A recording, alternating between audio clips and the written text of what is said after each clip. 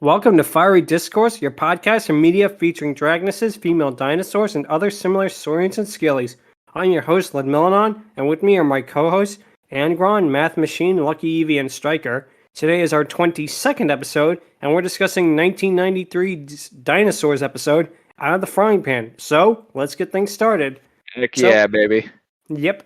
Jim Henson's original idea for Dinosaurs was called the Natural History Project, and was going to be kind of a realistic look at how dinosaurs lived. Sort of like The Rite of Spring and Fantasia, or Walking with Dinosaurs, but with like animatronics and puppetry in that. Now what happened, why that didn't get made, Jim apparently saw The Land Before Time and didn't want to be accused of ripping it off. So he decided to make it a sitcom instead. Now, the show had a pilot filmed in 1988, and no footage of it is leaked. And basically, he shopped it around to various networks, and nothing happened. And tragically, Jim Henson did not live to see the show make it to series in 1991. Aww. Sadly, That's a bit of a shame. kind of a dad note. But anyway, the show was greenlit because of two words: The Simpsons. Everybody wanted to be like The Simpsons in the early 90s. They were like, every other like TV channel was trying to come up with their own version of The Simpsons. And basically, at one point, The Simpsons actually made fun of dinosaurs for being a knockoff of them. There's an episode where The Simpsons are watching it on TV. You know, they have like the Earl/Homer dinosaurs like, turn off that rock and roll music. Don't have a Stegosaurus, man. And then like Bart goes, wow, they took our lives and put it on TV. Yeah, classic mode. But anyway, the thing was with me, dinosaurs never reminded me of The Simpsons at all. To me, it was like a completely separate thing. There were other shows like, was it A Family Dog done by Brad Bird of all people, and things like that were trying to copy The Simpsons more. This never really reminded me of it. It actually is more like a prehistoric version of All in the Family. The Flintstones are basically a prehistoric version of the Honeymooners, you could say Dinosaurs is a prehistoric version of All in the Family. To the point where Sally Struthers plays the daughter in both shows. She plays Gloria in All in the Family, and she plays Charlene in Dinosaurs, which was a very nice, interesting touch. Pretty neat. So now, the show itself, I'm going to come out and say this right now. It looks and holds up fantastic. You will not believe this thing is 30 years old with how good it looks. Okay, to an extent, I can agree. But if you look back at like the first season or so, they got better as they went along. Absolutely. The suits from the first season were definitely cruder. You could tell that they didn't have, maybe they didn't have the budget to make them more enhanced as they would become later on in the series. But for the most part, the show still holds up really, really well. They actually, how they filmed it was really interesting. Most of the main cast were done the same way as the Turtles in the first two TMNT movies in the 90s. They had suit actors with animatronic heads. These heads were covered with latex, and then they had actors dub over them. And I think it's because of this method, it just looks so good. I mean, no, all credit to The Simpsons and all, but you can reach out and touch these guys, I mean, it just feels more real than it would be if it was a cartoon. Certainly. Yeah, it certainly does hold up, in my opinion. Yeah. I still have yet to see all of the series, but the stuff that I have seen, the stuff that I have heard about, it's great. It's certainly it holds up so well. The writing is really, really sharper than it's any right to be. It's even, I think, wittier than The Simpsons at times. That they had like an all-star writing team and a performing team on this show. Yeah, absolutely. They also, oh man. It surprisingly really got quite the underground following, that's for sure. It still does, and I understand why it does, because this show like this could only exist like if the planets aligned. Later on, we'll talk about an attempt the Hensons made at basically repeating the success of this, but we'll do that later on in the episode. So now, basically... Oh, sick? Okay, good. Now, basically, this episode starts off at the Sinclair household, like most episodes did, and of course, baby Sinclair was the breakout star of the show. Like, he was the Bart Simpson of Dinosaurs, basically. And that he got all the merchandise, he got all of the, basically appearance and, the press and stuff like that. And he was played by Kevin Clash, who also would later puppeteer and voice Elmo a much more popular character, although probably equally as beloved. And of course, Kevin Clash. Yeah, sorry. Wow, yeah, that is Yeah. very. Yeah, honestly, after hearing Baby Sinclair, I immediately got like, hey, that sounds like Elmo. Wait a minute. Which, Yeah. it's pretty weird. He also he's also like here that what you just said, that immediately becomes like evident once he starts like imitating his mom, which Yeah, exactly. yeah, You can tell that yeah. definitely came out of left field. Exactly. But yeah, like I say, this episode you could say is a reaction to the insane popularity of Baby Sinclair by the viewing public. Which Dinosaurs was not afraid to get meta. They were not afraid to actually do not only commentary about the world around them and social issues that are still relevant today, but they also weren't afraid to do self-commentary on themselves. So I'm wondering if this could have been part of it. So basically, the episode begins with the Sinclair family preparing for breakfast. And of course, Baby Sinclair copies everything that his mother Fran does and says, including her frustrated complaining about the family, which is really funny. Yeah, and very much like, okay. Yeah, exactly. So, Fran was the mother of the family, and she didn't get a lot of focus compared to some of the other characters. She might have if the show ran larger. I mean, how much development did Marge have compared to the other Simpsons at the beginning of the series? So, we'll never know. So she was voiced by Jessica Walters, she was an Archer. She was the mom on Arrested Development. She was really good in a dramatic turn as the stalker in Clint Eastwood's Play Misty for me. And she does a great job in this show, too. Her voice acting is really well done, and of course, that's only part of it. The other part is the suit. And as we said before, the suits changed from seasons 1 to 2. And the Fran suit in particular for season 1 really did not look good. I am so glad they went back and they changed it because, I don't know, the way it looks in season 1 with like the weird looking teeth in that, it just doesn't look right. Yeah. Or more accurately, like the weird looking mouth, because like the little divot. That too. Like, Yeah. oh my gosh. Yeah. So basically, of course, then Earl comes in, and of course, Baby Sinclair smashes the frying pan, which was a running gag on the show. And if you know anything about the show, you probably know that. So basically, there's a nice acknowledgement of like the reality of this running gag, and that they go through so many frying pans, they have to get the salesman there to complain about it. And the funny thing too about Dinosaur, one of the things that was really good was that they were not afraid to have like really almost sardonic dark humor. Like the part where the frying pan salesman says like, "Our pans crack, they rust, they get pieces of lead in your food." It's stuff like that. And one thing that's interesting, the salesman puppet here would be reused many times throughout the show. The thing is with Dinosaurs, aside from like the main and and secondary characters, a lot of the one-offs that will appear only once or two times are reused designs. They had like a set amount of latex heads and and basically bodies, and they would basically swap it out, which is very interesting. Yeah, thank goodness stuff like Monica remained the same for the most part. Yeah. She's a great one, but yeah. And of course, there's another great line, basically with the salesman saying, "I can give you your money back, but then I'd have less money." It's like simple little things like that you wouldn't think would be funny, but it's the way that they're delivered, or maybe it's like the timing of the show. It really, really does work out well. And it's a good thing you mentioned Monica there, Angron, because this is when she appears. She was their next door neighbor, and you never saw anything of her from the neck down. She was a brontosaurus, which number one is a very cute little joke, and number two is actually a really clever way that they don't have to build an entire animatronic body. They could just have like the neck and the head, and that was it. So that was absolutely a clever way of doing things with her. Yeah, absolutely. Once did a full body shot, but it was from a very far distance, so it was probably just a miniature model or something. Yeah, probably. It probably would have been interesting to have her like have the full body thing at least like once or twice. But I will admit it probably would have been a little difficult. It could have been done, but who knows? Yeah, no, they probably could have done it if they had more time or they had more money in that. But for what it is, it still works out really good.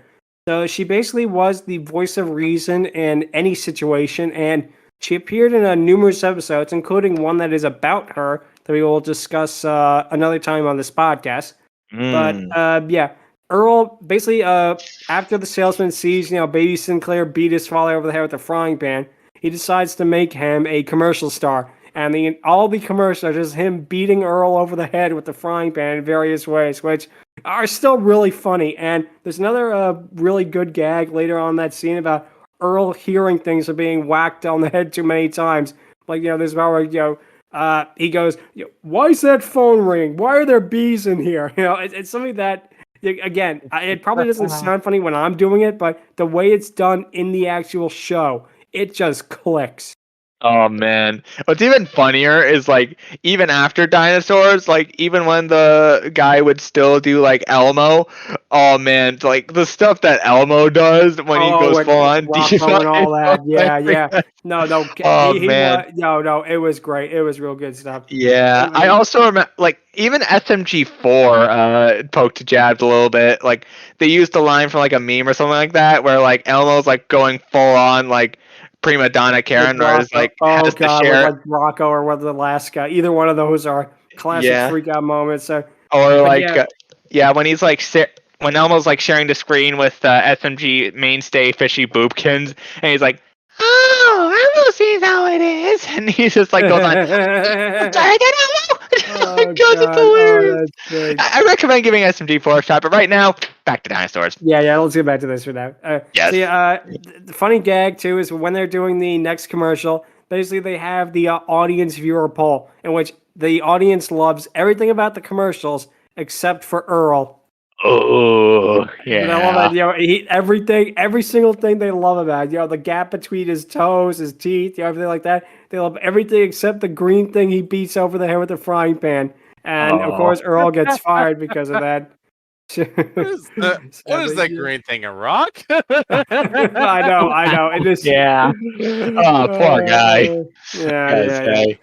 So basically, it's classic. Anyway, basically, what happens is the fame starts going to Fran's head, and showbiz satire can usually be hit or miss, but here it does kind of work. It's like a standard sitcom plot, but yet there's something about the way they do it. Maybe it's that the way that they can find new angles on these topics and that, or maybe it says the world building is so unique, but it really does make even like the most standard of stories really come out like fresh and new.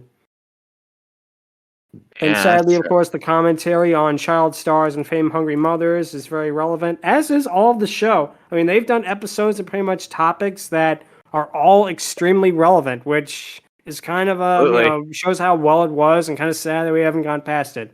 Yeah, but anyway, and it's also very much like still going on today, so even more relevant, and it should honestly be even more like highlighted and whatnot, and yet it isn't.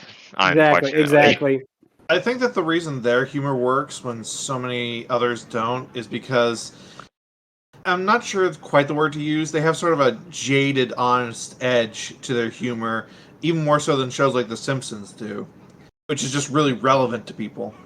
Exactly. And I think that's part of why, like I say, Dinosaurs is a huge hit, because when you're a kid, I mean, let's just say I watched this show all the time when it aired on like classic TV here in Disney Channel, and I was always like, oh, funny puppets. And when you're older and you can actually understand like the subtleties of the dialogue, like I say, it is sharp. It is really, like I say, almost better written than The Simpsons at some points. Absolutely. But yeah, this episode 2 is a really nice reversal of the show's formula, with basically Earl is now the voice of wisdom, and Fran basically gets in over her head, when it was the other way around throughout most of the series, which, again, is something that I like that they do, They're not afraid to basically take what would be a standard episode formula and basically go in a completely different direction than where you thought it was.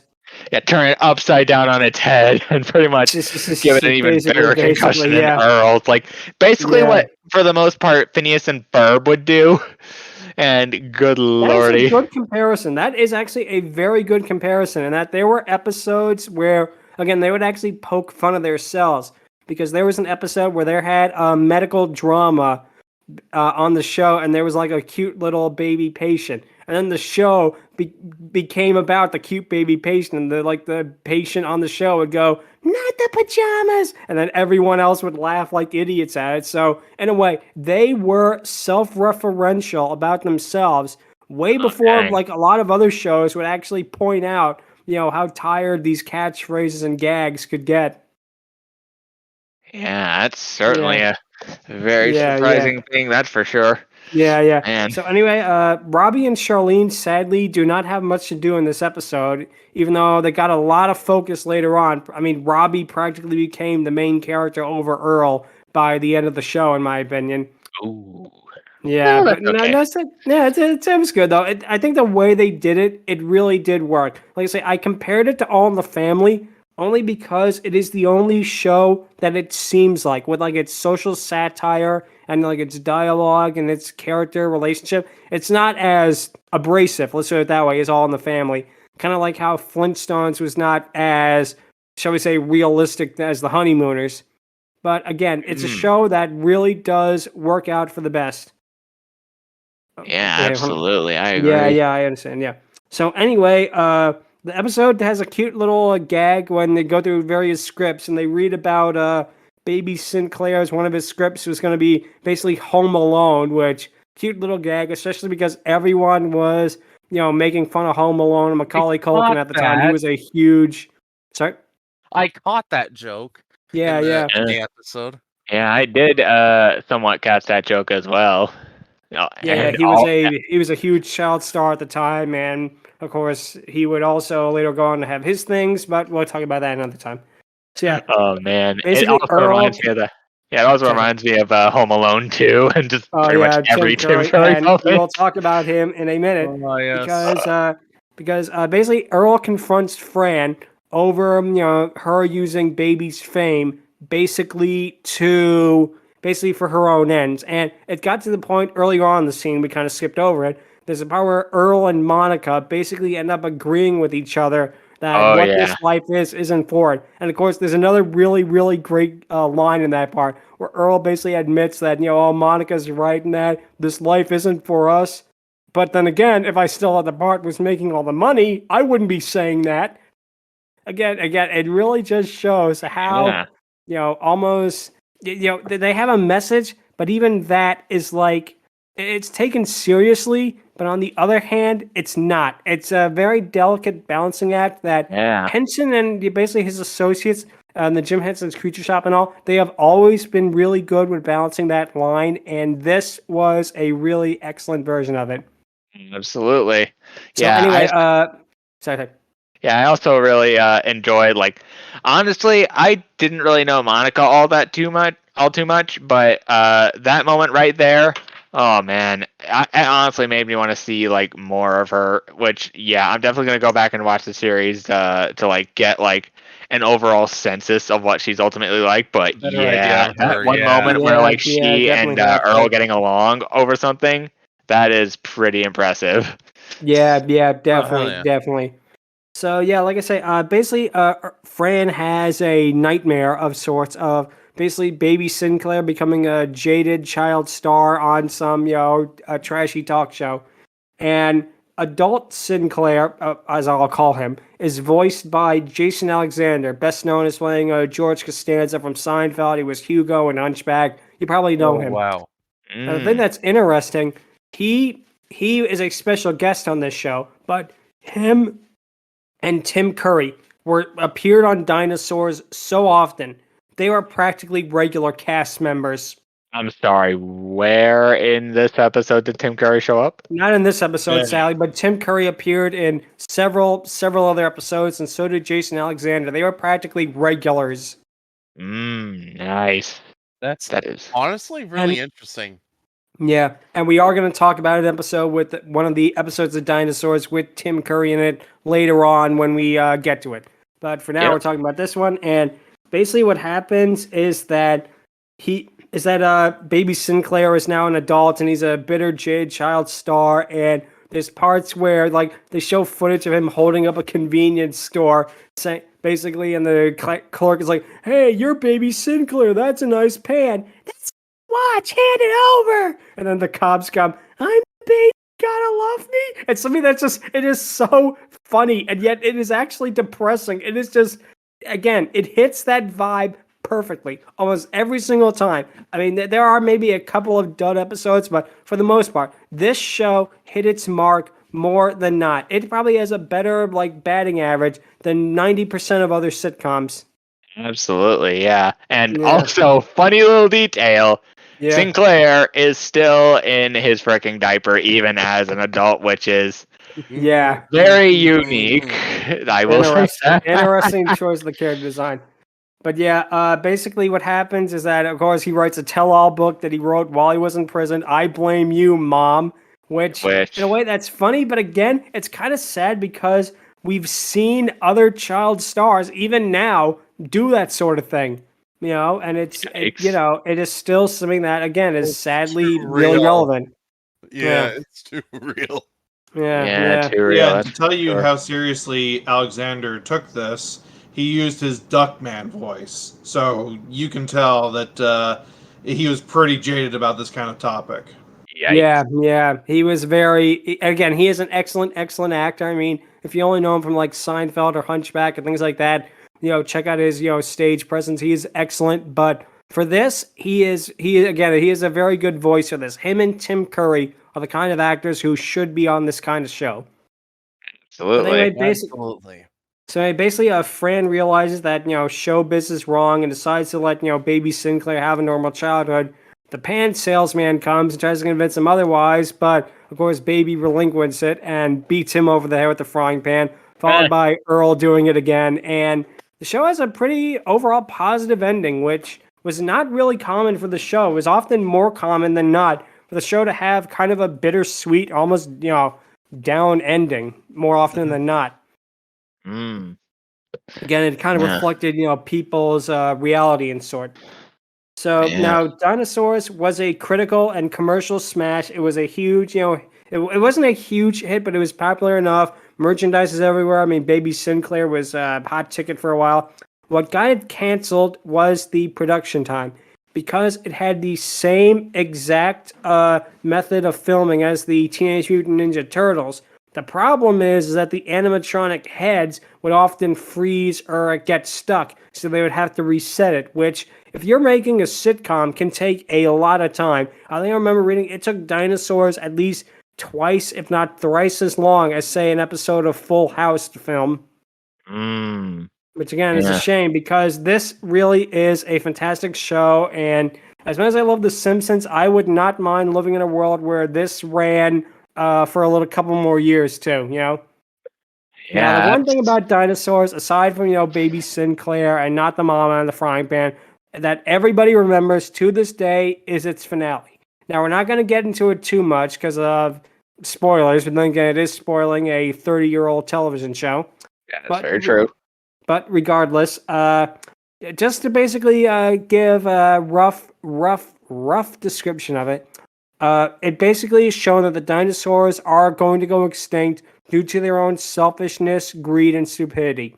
And that is it. That is the last episode. The dinosaurs are doomed because they were selfish, they were stupid, they were greedy, they were short-sighted, and now they're going to go. They are going to be extinct. And there is no happy ending, and the basically final shot of the show is just the Sinclair household. I will not say what is happening to the household, but yeah, and again, it is a show that, like that, it was not afraid to pull punches at all.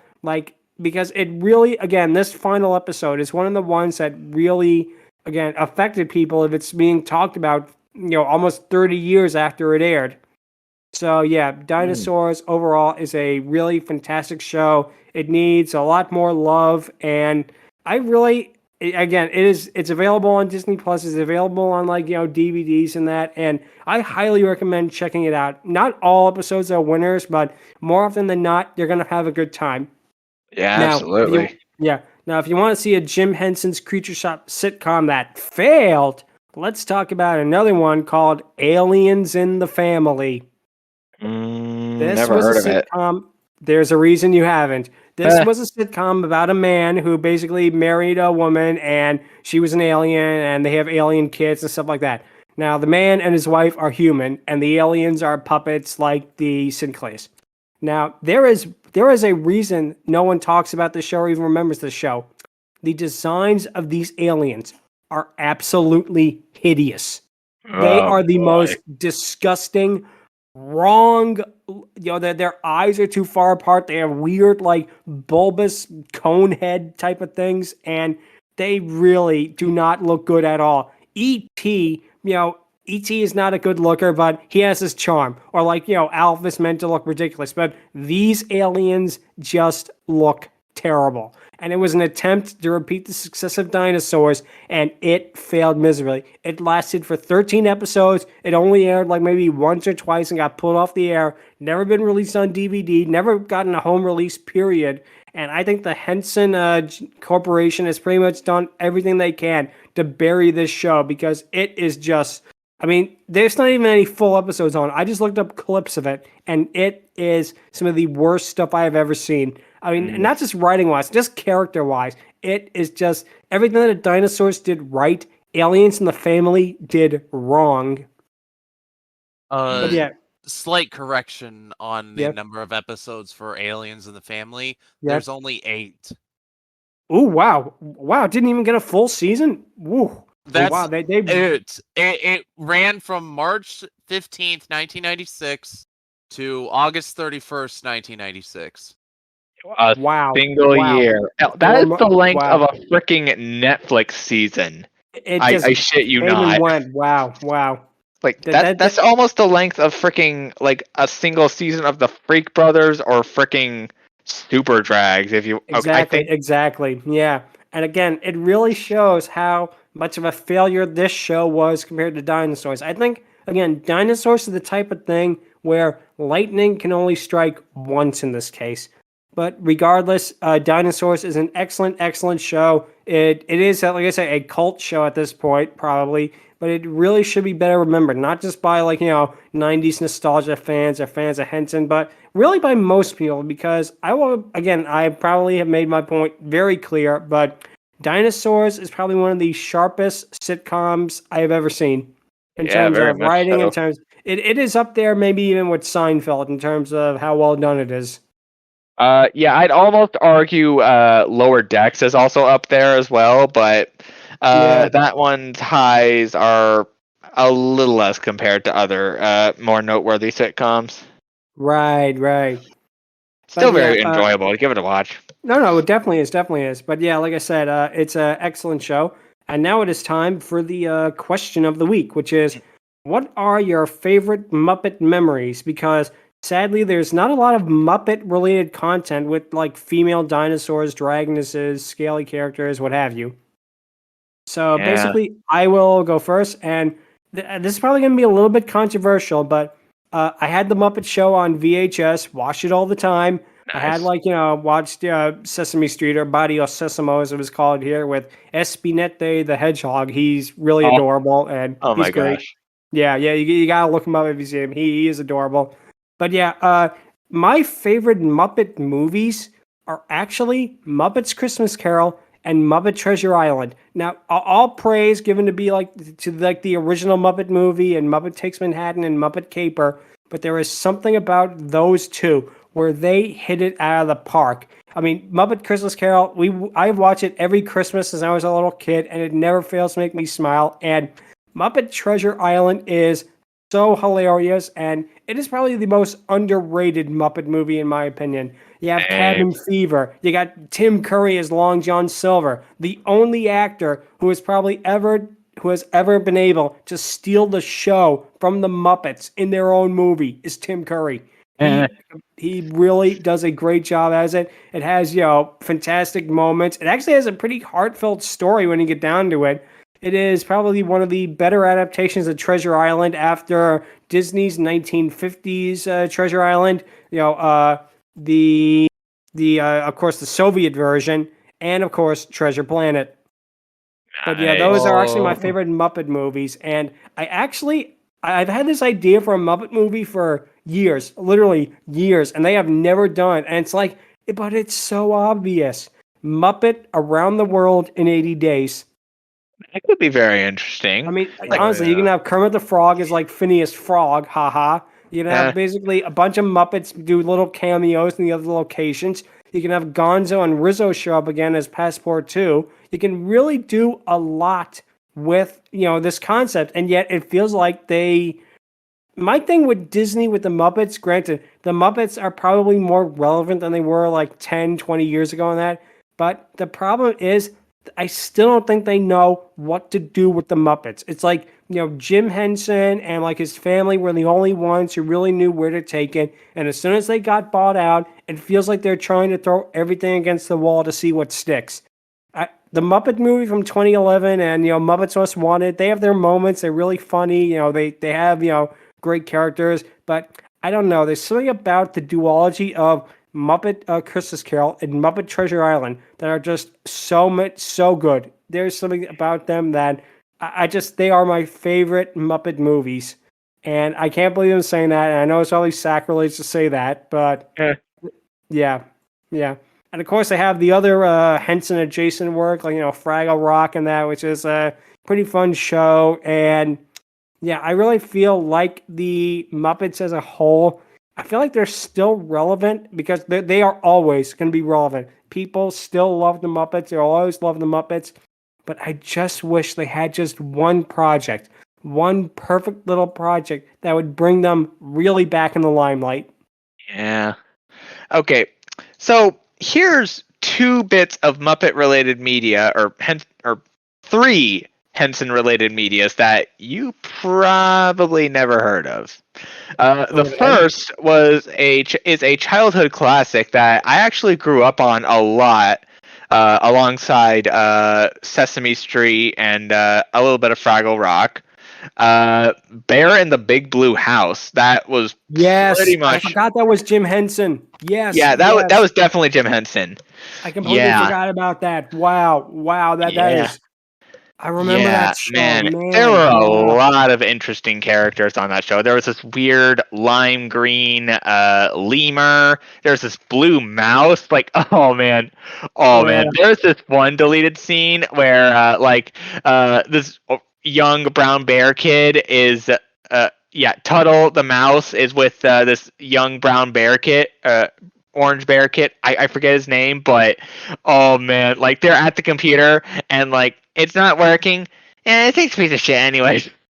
yeah. The Muppet outtakes sometimes better than the actual stuff, but yeah, I completely forgot about that show. Wow. Yeah, way to bring back memories. Yeah, they did shadow puppets. They did a lot of very interesting stuff that honestly I kind of want to revisit. Okay, the second thing that they did was Between the Lions. Now I've not heard of that. I can't forget it. I cannot forget that show. Yeah, the theme was that was legendary. Like no diss to frickin' Reading Rainbow, but that theme was amazing. Also, the characters in that, as well as real talk here, a lot of the books that I heard about from this show came from there. Like Kapiti Plain, it holds true in my heart because of that show. It is that dang memorable. Like they also have 2 busts that are pretty much Waldorf and Statler sort of. Or wait, no. Nice. No. There's 1 bust and 2 pigeons that visit him. There's this university dragon sort of thing, and man, awesome. I gotta look this up. You gotta look this up. It's very much worth your time. And okay, here's the character that I remember the most from that show. It's a literal living computer mouse named QWERTY. I kid you not. And it is nice. Oh man, it is very amazing. I got that when I was a kid. I never got the joke. I never got that as a kid either. I never got that as a kid either. That is clever. That is clever. Yeah, I just got that name now, honestly. Same here. To be honest, it's QWERTY, and I'm like, oh my gosh, it's QWERTY. Yeah, man, it was amazing. I'll tell you what. And the third thing, it's more recent, but it still deserves to be talked about for the most part. Farscape. That show. This worked on that? Wow. Yeah, well, I never Henson heard of that Company. Henson Company. They did the puppet work for some of the puppets on that show. I will go out on a limb and say that. But yes, that is a Henson Company show, and it is called Farscape. It had oh man, that show for a time was very much got me and my dad, my stepmom, and my sister hooked for a while. And it had some very amazing moments. Like it is far from a kid's show, so those of you under 18, the audience, like between the teenage age, definitely give it a watch, but at your own risk for the most part. But yes, man, the stuff they do in that is pretty deep, pretty amazing, and oh man, I know one of the actors who was in that. He was John Crichton, the main character. Also starred in an episode of Doctor Who, which that was really amazing. Is another favorite show from when I was a teen, actually. Yeah, same. Before we go off on a tangent. Yeah. So Stryker, what was your favorite Muppet related memories in that? When I was growing up, like when I was a very young kid, I had this VHS tape for Sesame Street.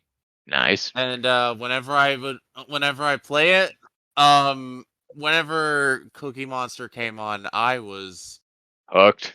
I was a massive fan of Cookie Monsters. Yeah. Yeah. It's still funny. You go and look it up on YouTube. It is still hilarious. The part with him and Kermit with an orange. Yeah. I love it. I just love that. Yeah. It's an orange. I told you what it is. It's an orange.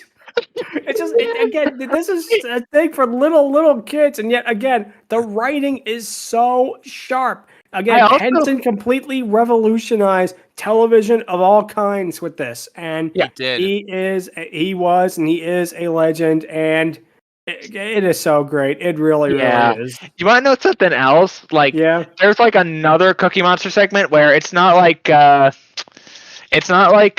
Kermit, but it has this girl who's like a pink fairy, or was it the orange thing? But I do know that she ultimately had this cookie and didn't want Cookie Monster to eat it just yet, but then he's like, and he's like, oh, Cookie Monster. Oh god. But I also really enjoyed the Trash Gordon segments as well, oh my gosh. For the longest time I had no idea who Flash Gordon was until I took a trip to London and saw the Flash Gordon Museum. But then a little later in life when I'm in Wisconsin and whatnot, and I'm like, wait a minute. Trash Gordon? Flash Gordon? Oh, come on. Wow. Yeah. Like I said, they introduced you to things like that you never knew or never thought basically existed. Yeah. And that was, again, really part of the appeal of it. Yeah. So, Mathmachine, what would you have to say? Your favorite Muppet related moments? Mine is absolutely 100% Dark Crystal. Nice. Man, I forgot about Dark Crystal. I loved that one. That and the Labyrinth were pretty amazing. Yeah, I like Labyrinth more because David Bowie, but yeah.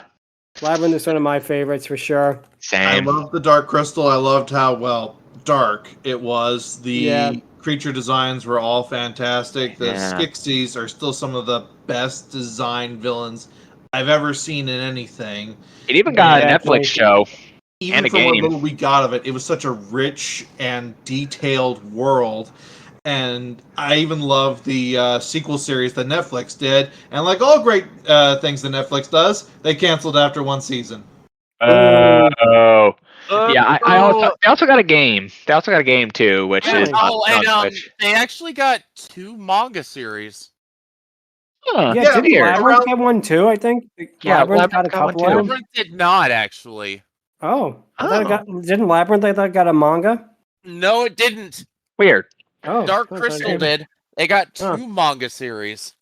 Oh, that's around 2017, 2018, Dark Crystal is coming back with a lot of stuff. The game, the Netflix series, those manga series. It looked like they were going to be real big again, and then everything just all died at once, and nothing's happened since. Yeah, Shame, that's a shame. shame. Nah. Oh Especially because man. the world, you really could do so much with it. I mean, the movie itself has so much left open to explore, you know? Yeah. Oh, that actually reminds me of something. Like, there is this BBC series that almost looks Henson-esque, but it is not made by Jim Henson himself. It is called Mongrels, and surprisingly, the episodes that I saw, honestly, it was very funny. And like, it only had like 2 seasons, but man, it looked very amazing. Definitely give that a Right. watch as well.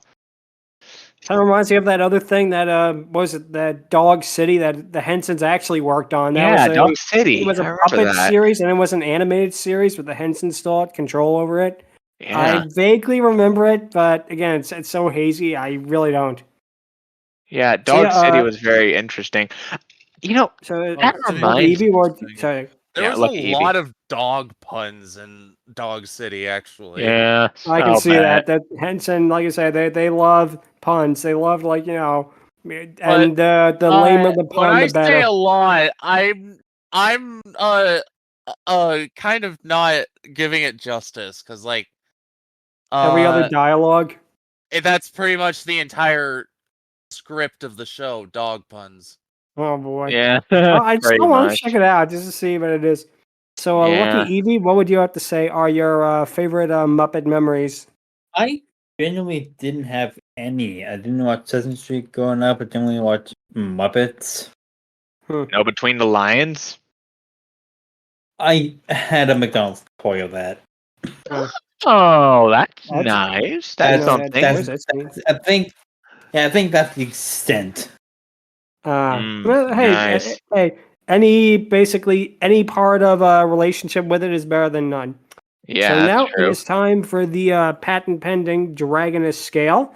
And we're going to review just Fran Sinclair today. We'll talk about Monica DeVertebrae and Charlene Sinclair on later episodes. So to start off with Yeah. Fran, I'm going to give her a probably higher score than she deserves, a 9 out of 10. Not just for this episode, but for her as a whole. Again, the appearance is fantastic. We're talking about the season 2 and beyond, not season 1, by the way. We do not talk about season 1. Unfortunately. Yeah, exactly. Yeah, no. But yeah, the appearance is fantastic. The voice is great. The characterization that she does get when she gets it is really well done. And really just Dinosaurs as a whole, it just needs more respect, you know? It needs Mhm. more love. It And does, it is it is a show that really needs more recognition. And that is why I'm going to give it a high score because it is a fantastic series as a whole. She's a great character. Really, all the characters on the show are more fleshed out than you think they would be. Even like one-off characters would somehow have enough depth to really make them feel alive. They stand out more than they should. Exactly. That is exactly how I feel. Yeah, that's very much so. I am going to give her a slightly lesser grade, but still generous. I am going to give her a 8 out of 10 because yeah, her character from this episode and in other episodes in general show that she does in fact serve as the voice of reason more times than not, and I generally like those characters. I'm a fan of like Nicole Watterson, freaking oh gosh, Grandma Longneck. Let's see. I can't think of others off the top of my head, but like female characters that are ultimately both parent figures and the voice of reason that ultimately work, ultimately get like really high brownie points for me in that regard. And like there are certainly a lot of other female like Henson characters. There's the Lioness Mom from Between the Lions. There's Monica from Dinosaurs again. There is, to my Don't forget knowledge, Miss Piggy. I was just about to say. Piggy. Yeah. There was also Bear in the Big Blue House's wife, I believe, from Bear in the Big Blue House. So there's that as well. And But yeah, Fran, honestly, for the most part, strikes that chord of both cliche and somewhat refreshing at the same time. And I kind of want to see more of her for that reason. So yeah, 8 out of 10. Okay, Stryker. I'm gonna go the same with an 8. Plus, I have a soft spot for mom characters since I care so much about my mom as well. Aw. Yeah, I think we all do. Aw. Like, she's my best friend, so Yeah, same. Yeah. Nice. Yep, that's a good one. So, Mathmachine, what would you have to give her? I actually give Fran a 9. I am actually that one weird person that I liked, in some aspects, her season 1 model more than season 2 and beyond, because she actually kind of has a bit of a frump face with the season 2 and beyond model. I can see that, honestly. Yeah, And like, yeah. She looked a bit happier and peppier with the original. That's not to say that it was a better model, but I just like the base look of it better. Yeah, it looks basically physically better. I can understand that. That said, she's always been a great character. Her design, no matter what season, is fantastic. I don't like the Fran as a foil episodes too much, but those are few and far between, and otherwise she's a great character. agreed. She's effectively Marge Simpson done right, I would say. Especially in the It's way modern better era than where Marge, I'd is a say, at parody this of point. herself. honestly, yeah. Yeah, that's true. I also will admit that, like, while it definitely was a little noticeable that the season 1 and the season 2 and beyond definitely had different changes, I personally didn't mind either. It definitely looked bizarre, but I didn't really hate it, you know? Same. Even like it's still Henson at the end of the day, and almost everything Henson did, with the exception of Aliens and the Family, looked really good. And this is just a funny little thing that I've noticed rewatching the series as an adult after initially watching it as a kid. As a kid, I was like, "Oh, Charlene, she looks cute." Boy, that should have been a warning sign for me as an adult in general. Oh yeah, but- I think we've all had that with yeah. some of the characters on some of the show. I think Definitely we've all did, had that experience with definitely some of the did. characters Cause an on this awakening. Dragoness Scale. But Yeah. then, as an adult, rewatching the show, whenever it's a Fran episode, I basically go, "Johnny Bravo, whoa, mama." Literally. I don't blame you. I would too. I do too. Believe me. Yeah, I mean, Fran certainly has that appeal. She has like that like mom energy that I will 100% like understand no matter what. But like, yeah, I'm also kind of weak to MILFs as well, so Same. same. Yeah. And So, yeah, I also oh gosh, I had something. Never mind. That's okay. LuckyEevee. Yeah, what would you give her? I'd say like a 5. You don't look too bad. Aw. Is this Okay. the which design are you looking at? The season 1 or season 2? Whichever one the wiki shows me. Okay. Oh, that's all right. That's all right. That's fair. Oh no, Okay. it shows both. Okay. Oh. All right Okay. then. okay. That's all right. That's all right. So, thank you so much for listening. If you have any questions or if you want to send us your baby Sinclair impression to us, you can feel free to email us at fierydiscourse@outlook.com or visit us on Twitter at twitter.com/fierydiscourse. Next time, we'll be talking about more dinosaurs in the 1990s as we look at the 1993 movie Jurassic Park for our first ever theme month of Jurassic July. So get your Chilean sea bass and hold on to your butts because we're going to be talking about the entire Jurassic Park film franchise in the next few weeks. Cover the what? Cue the dinosaur roars. Oh, Yeah, man. thank you guys so much for If listening. we have a more professional podcast, sure. Yeah. So thank you guys so much for listening to this, and until next week, take care. Hey. Peace out. Adios.